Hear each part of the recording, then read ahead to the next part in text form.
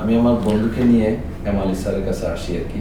তো ইতিপূর্বে আমরা চিটাগাঙে অনেক 2-3 জন ডাক্তারকে দেখালাম। ও পড়ে গিয়ে একটু ব্যথা পেয়েছিল পায়ে, কিন্তু কোনো মতে ব্যথাটা যাচ্ছিল না। তো তখন আমরা এমালি স্যারের কাছে আসি, দেখানোর পরে উনি খুব ভালোভাবে পরীক্ষা নিরীক্ষা করে এমআরআই করতে দেয়। তো এমআরআই করার পরেও কোনো প্রবলেম পাওয়া যায়নি। তখন মানে আমরা অনেকটা মন খারাপ, যে আমাদের মনে হয় ও প্রবলেমটা ধরা পড়লো না, চিকিৎসা হচ্ছে না। তখন এমআলি স্যার বললো যে না, এটা হবে, এটা ধরা পড়েনি, কিন্তু এটা কোথাও একটা প্রবলেম আছে। উনি আবার এখানকার অ্যাপোলো, তৎকালীন অ্যাপোলো আর কি, তো ওদের চিফ রেডিওলজিস্ট ব্রিগেডিয়ার কি যেন, আমি নাম ভুলে গেছি, তো ওনার কাছে পাঠালেন।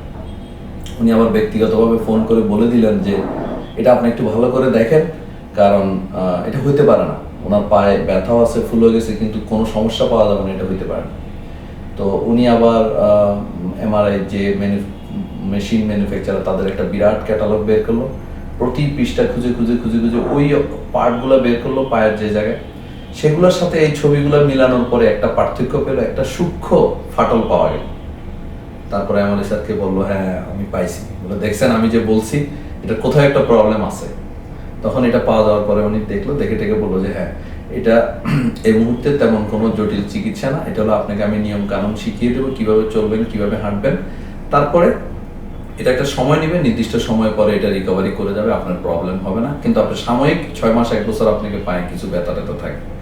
যা বললেন তাই কাজ, ঠিক তদ্রুপ। আমরা 1 বছরের মতো একটু সমস্যা হয়েছে, পরবর্তীতে মাশাআল্লাহ এখন উনি খুব ভালো, সে এখন কোয়াইট অলরাইট।